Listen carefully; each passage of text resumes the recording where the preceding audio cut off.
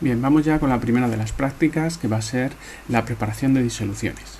Las disoluciones son mezclas homogéneas de composición variable, en la que tenemos un soluto, que es el compuesto o compuestos que se disuelven, y el disolvente, que es la sustancia en la que se disuelve el soluto. Las disoluciones más frecuentes y las que vamos a ver son las disoluciones líquidas, en las que el disolvente es el agua. Son las disoluciones acuosas. Uno de los principales conceptos que tenemos que aprender en estas prácticas es cómo expresar la concentración de una disolución. Vamos a ver distintas formas de expresar esa concentración de una disolución. Tendréis que controlarlas, tendréis que entenderlas y tendréis que reflejarlas también en vuestras disoluciones. Muy importante el que hagáis siempre mucho hincapié en las unidades, que sean las correctas y que estén correctamente reflejadas. La forma más común de expresar la concentración es la molaridad, representado por esta letra M, y son el número de moles de soluto que hay por cada litro de disolución. Moles por litro. La normalidad es el número de equivalentes de soluto que hay por cada litro de disolución. Ahora más adelante veremos cómo calculamos el número de equivalente y a qué se refiere. La molaridad es una forma que ha caído más en disuso y lo que indica es el número de moles de soluto que hay por cada kilogramo de disolvente. También veremos el porcentaje peso o riqueza, representado por R, que es el número de gramos de soluto que hay por cada 100 gramos de disolución. El porcentaje peso-volumen, número de gramos de soluto que hay en cada 100 mililitros de disolución. Y por último, el gramos por litro, que es simplemente el número de gramos de soluto que hay por cada litro de disolución. Normalmente trabajaremos casi siempre con molaridades o con la normalidad. ¿Vale? La molaridad, como hemos dicho, es el número de moles por cada litro de disolución, número de moles por volumen. Y se va a cumplir también que el número de moles es el número de gramos partido por peso molecular. ¿Vale? El peso molecular del compuesto que esté en esa disolución. Por lo tanto, podremos calcular tanto el número de gramos con esta fórmula que tendremos que pesar, etcétera, como la concentración posteriormente. La normalidad varía. La normalidad es el número de equivalentes por volumen, siendo el número de equivalentes el número de gramos por el peso equivalente. ¿Y qué es el peso equivalente? El peso equivalente va a ser el peso molecular partido de la valencia. ¿Vale? De tal forma que siempre para una misma disolución, para que acortéis, se va a cumplir que la normalidad es la molaridad por la valencia. ¿Y cómo podemos calcular la valencia de un determinado soluto en una disolución? Pues la valencia de un ácido va a ser igual al número de hidrógenos sustituibles que tenga ese ácido. ¿Vale? Ya sabéis que los ácidos tienden a ceder esos protones, esos hidrógenos en una disolución, y las bases tienden a captarlos. ¿Vale? La valencia de una base es igual al número de grupos hidroxilo, al número de OH sustituibles. En el caso de una sal, será el número de hidrógenos que se ha sustituido del ácido del que proviene, como veremos más adelante y en los ejemplos de la práctica. Y en el caso de los compuestos redox, de oxidación-reducción, pues será el número de electrones, o bien que acepta el oxidante o que cede el reductor en la reacción correspondiente. Vamos a la práctica en sí. Durante la práctica vamos a hacer la primera parte de la práctica. Lo que vamos a hacer es preparar una serie de disoluciones. Haremos disoluciones sólido-líquido, con un soluto sólido en un disolvente líquido, o soluciones líquido-líquido, ¿vale? Lo primero que vamos a preparar es una disolución sólido-líquido de hidróxido sódico, de sosa. ¿Vale? Ahí tenéis su fórmula y lo que vamos a intentar calcular es preparar una disolución 0,25 molar en 100 mililitros. ¿Vale? Como hemos dicho, la molaridad es el número de moles de soluto en el volumen de la disolución. Por lo tanto, en este caso tenemos la molaridad, que es 0,25 molar, y el volumen de disolución, 100 mililitros, que será un total de 0,1 litros. Con eso podemos calcular cuántos números de moles necesitamos. Y como hemos dicho antes que el número de moles es el número de gramos partido de peso molecular, y conocemos el peso molecular del compuesto, del hidróxido sódico, podremos calcular el número de gramos necesarios para llevar a cabo esta disolución. ¿Vale? Que será el número de moles que hemos calculado previamente por el peso molecular. Esto nos dará una cantidad de gramos que tendremos que pesar para disolverlos en nuestro disolvente, que será el agua. ¿Cómo vamos a llevar a cabo esto? Bien, vamos a tener que utilizar cierto número de materiales. Como veis, realizaremos un recipiente, pesasustancias, una cucharilla o una espátula, un matraz aforado, un vaso de precipitados y agitador, embudo, frasco lavador y botella de plástico. Y por supuesto también utilizaremos una balanza. En estos vídeos os vamos a mostrar también cómo se funcionan, cómo se llevan a cabo el manejo de todo el material necesario para llevar a cabo las prácticas, ¿vale? Por lo tanto, lo primero que vamos a hacer, como hemos calculado un número de gramos, vamos a pesar en esa balanza, en ese granatario, la cantidad de hidróxido sódico que necesitamos para preparar esos 100 mililitros de disolución 0,25 molar.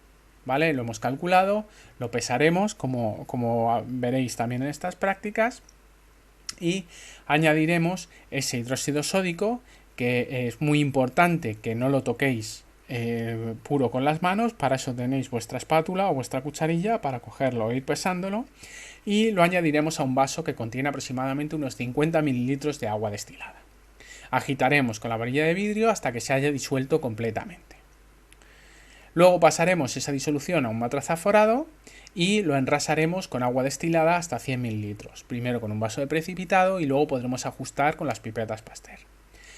Como veréis también en el vídeo, es muy importante que enraséis de forma correcta el matraz aforado para que la cantidad de volumen sea exacto y por lo tanto la concentración de la disolución sea exacta. Como os mostraremos, la forma correcta de enrasar un matraz aforado es ajustando la parte baja del menisco de forma que quede tangente a la marca del matraz. Una vez hemos ajustado, tenemos la cantidad de hidróxido sódico necesaria, lo que haremos será tapar el matraz, agitarlo por inversión con cuidado y ya pasaremos a la disolución al frasco correspondiente. Ya tendremos nuestra primera disolución de 0,25 molar de hidróxido sódico. Bien, lo primero que vais a utilizar en la primera práctica va a ser la balanza. Antes de ver cómo funciona, tenemos que tener todo organizado para proceder al pesado de las sustancias. Por lo tanto, alrededor de la balanza tendremos bien organizado todo lo que necesitamos. Tanto la sustancia que vamos a pasar, el pesasustancias, el vaso de precipitado donde añadiremos el producto, las espátulas para pesar y la balanza. Después lo que tenemos que ver bien es qué producto vamos a pesar. Veremos su etiqueta de seguridad. El hidróxido sódico que vamos a pesar es un producto tóxico y corrosivo, como veis aquí. Por lo tanto, necesitaremos siempre guantes para pesarlo. Vale, ¿cómo vamos a utilizar la balanza? Lo primero que vamos a hacer es encenderla. Presionáis el botón de on y esperáis a que el indicador marque 0. Una vez que ha aparecido el 0, vamos a pesar sobre nuestro pesasustancias. Lo colocamos en la balanza, tendrá un peso. Para eliminar ese peso de nuestros cálculos, presionamos el botón de tara.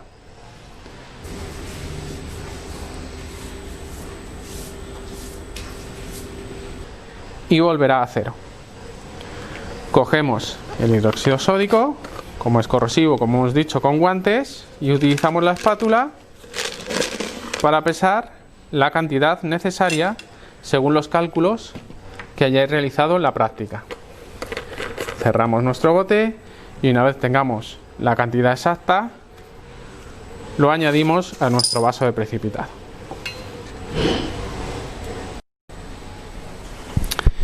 Bien, otro de los elementos que vais a utilizar en las prácticas es el agitador magnético.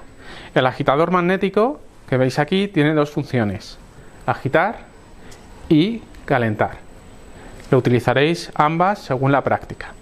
Bien, lo que vamos a hacer es, para realizar la agitación, vamos a poner nuestro vaso precipitado con nuestra sustancia, con nuestra disolución.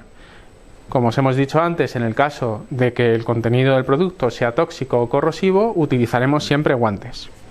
Los agitadores magnéticos llevan estas pequeñas moscas que permiten la agitación, que vamos a añadir y que quedarán fijadas al fondo. Bien, ahora como hemos dicho tenemos dos funciones. La de agitación, que si encendemos iremos incrementando muy despacio para conseguir que vaya agitando y en este caso disolver nuestras sustancias.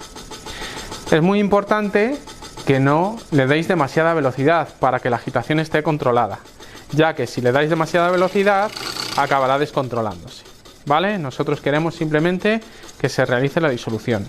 En el caso de aquellas disoluciones que necesiten calor para disolverse correctamente, podréis realizar la función de calentado hasta los grados que se os indique en la práctica. Otro de los elementos que vais a necesitar en la práctica de disoluciones es el matraz aforado. El matraz aforado nos va a permitir enrasar el volumen de nuestra disolución para que tenga un volumen exacto y por lo tanto tengamos una concentración precisa según los cálculos que hemos realizado. ¿Qué vamos a necesitar? Matraz aforado, como hemos dicho, el embudo, nuestra disolución que hemos realizado previamente y un poco de agua destilada y pipeta Pasteur para enrasar correctamente el volumen. Bien, lo primero que vamos a hacer es poner el embudo en nuestro matraz aforado.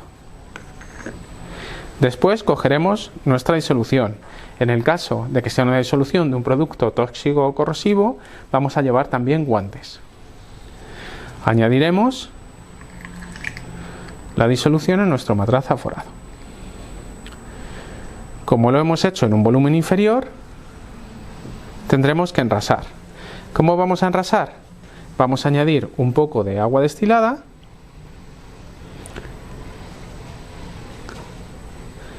hasta que el volumen alcance el cuello del matraz y luego, poco a poco, vamos a enrasar con nuestra pipeta Pasteur. Como hemos explicado en el cuaderno de prácticas, el correcto enrase de un matraz aforado, debemos situar la curva inferior del menisco que forma el líquido en el cuello del matraz aforado de forma que esté perfectamente alineada con esta línea horizontal azul. Añadiremos poco a poco con la pipeta Pasteur agua destilada hasta que nos quede perfectamente enrasado. Ya tenemos nuestra disolución con un volumen preciso. El segundo tipo de disolución que vamos a preparar es la disolución líquido-líquido. En este caso vamos a utilizar ácido clorhídrico y queremos preparar una disolución 0,5 molar de también 100 mililitros. De forma análoga como hemos hecho anteriormente, vamos a calcular los gramos de ácido clorhídrico puro que necesitamos. Por lo tanto, como sabemos, como hemos dicho, la molaridad es el número de moles por el volumen, por litro, por lo tanto el número de moles que necesitamos es la molaridad, la conocemos 0,5 molar, y el volumen, 100 mililitros, 0,1 litros. Y con eso, sabiendo que el número de moles es en los gramos partido del peso molecular, podremos calcular la cantidad de gramos. Número de moles y peso molecular, ahí tenemos la fórmula del ácido clorhídrico y cuánto es su peso molecular. En este caso no podemos pesarlo directamente porque el ácido clorhídrico no viene en forma sólida, sino que es un líquido. El ácido clorhídrico es un gas que viene disuelto en agua, concentrado, y por lo tanto necesitaremos saber qué cantidad de esa previa disolución necesitamos coger para calcular nuestra disolución 0,5 molar. Por lo tanto, tendremos que saber cuánta cantidad de ácido clorhídrico puro, que es lo que necesitamos, viene en la unidad de volumen de ese ácido clorhídrico comercial y concentrado. Para esto nos van a dar, conoceremos tanto el porcentaje en peso, R, como hemos dicho, como la propia densidad. Esto nos indicará el número de gramos de HCl puro que hay, de ácido clorhídrico puro, que hay en un mililitro de esa solución concentrada. Básicamente, el porcentaje en peso, que es el número de gramos por cada 100 gramos, ya lo hemos visto al inicio de esta práctica, y la densidad, que son los gramos por mililitro. Multiplicando esto podremos calcular la cantidad de gramos puros que hay en 1 mililitro de ácido clorhídrico. Por lo tanto, si sabemos la cantidad de gramos puros que hay en 1 mililitro y sabemos cuántos gramos puros necesitamos, podremos hacer una simple regla de 3 para calcular cuántos mililitros de esa disolución concentrado contienen la cantidad de gramos que necesitamos para nuestra preparación.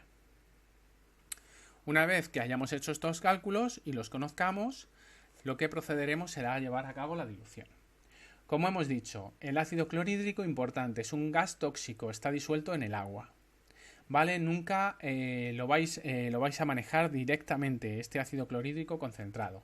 Se llevará a cabo en una cabina de extracción de gases, ya que es volátil para que no inhaléis nada, y además tendremos un dosificador automático en el que pondremos el volumen necesario que necesitéis y pasaréis para que os lo dosifique el profesor.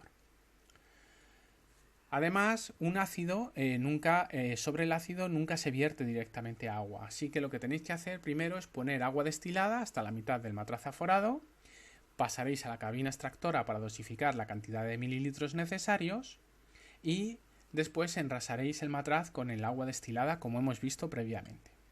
Lo agitaréis y ya tendremos la siguiente disolución. Otro de los elementos que vamos a utilizar en nuestras prácticas es el dispensador de líquidos. Esto nos va a ser muy útil para manejar disoluciones de elementos volátiles que tengamos que trabajar con ellos en campana de extracción de gases. Bien, esto es muy sencillo. Utilizando uno de los matraces aforados con volumen ya de nuestra agua destilada, lo que vamos a utilizar es este dispensador que tiene, como veis, la posibilidad de ajustar el volumen exacto que necesitamos, y lo que vamos a hacer es situarlo debajo, levantar el dispensador y al bajar caerá el volumen preciso que hemos ajustado. Taparemos nuestro matraz y agitaremos por inversión para que quede correctamente mezclado. Manejo de los tubos de vidrio. Lo primero que necesitáis saber es que precisamente son tubos de vidrio y por lo tanto muy frágiles. Necesitaréis manejarlos con mucho cuidado. Segundo, vais a disponer de bolígrafos permanentes para poder marcarlos según os indique la práctica. Realizaréis vuestra marca, un 1, 2 o lo que necesitéis marcar y volverán a vuestra gradilla. Tengáis que marcar varios tubos, lo que tenéis que hacer es indicar de forma seriada, siempre en orden, los tubos que vais a marcar. ¿De acuerdo? Una vez que los hayáis marcado, cuando tengáis que añadir vuestros compuestos, añadís en el tubo correspondiente, agitáis el tubo de forma adecuada, podéis agitarlo así con el dedo para que se mezcle bien, en el caso que tengáis que homogeneizar una mezcla, y después lo podéis dejar un poco adelantado para no volver a confundiros y echar en el mismo tubo. Lo siguiente que vais a utilizar en esta práctica son las micropipetas. Tenemos diferentes micropipetas que tendréis que utilizar en función del volumen que necesitéis. Tenemos micropipetas que van del rango de los 20 microlitros hasta los 5 mililitros. ¿Vale? Como veis, tenemos una micropipeta que irá de 20 a 200. Tenéis la micropipeta de 100 a 1000 microlitros o 1 mililitro. Y tenéis la micropipeta de 1 a 5 mililitros. Para ajustar el volumen adecuado que necesitéis en la micropipeta, como veis el émbolo gira y podéis seleccionar en este indicador numérico la cantidad de microlitros, en este caso, que vais a necesitar pipetear. Por ejemplo, 800 microlitros. Como veis, el émbolo a la hora de pipetear tiene dos posiciones, tiene dos topes. El primer tope presionando llegáis a un primer tope. En este caso lo utilizaréis para coger vuestro volumen de líquido. El segundo tope, como veis, presionando una primera vez y luego, si continuáis con la presión, llegará a un segundo tope, lo utilizaréis para expulsar la totalidad del volumen que habéis pipeteado. Como veis, las pipetas tienen una forma ergonómica para vuestra mano y es la correcta forma de pipetear. Es así para que tengáis totalmente control sobre lo que estáis haciendo. Las pipetas no se pipetean así, no se cogen de ninguna otra forma, se sujetan así. Como os hemos indicado, una vez habéis seleccionado el volumen que necesitáis pipetear, presionáis hasta el primer tope, introducís la punta en vuestra disolución y levantáis despacio. Una vez recogido el volumen, la pipeta nunca se inclina, nunca se voltea, porque el líquido puede pasar al mecanismo y estropearla. ¿Vale? Cogéis vuestra punta de pipeta con vuestro líquido, lo sujetáis alrededor de vuestro tubo de ensayo y presionáis primer tope y segundo tope. Primer tope, segundo tope. Una vez hayáis terminado de pipetear vuestra disolución, para eliminar la punta no es necesario tocarla.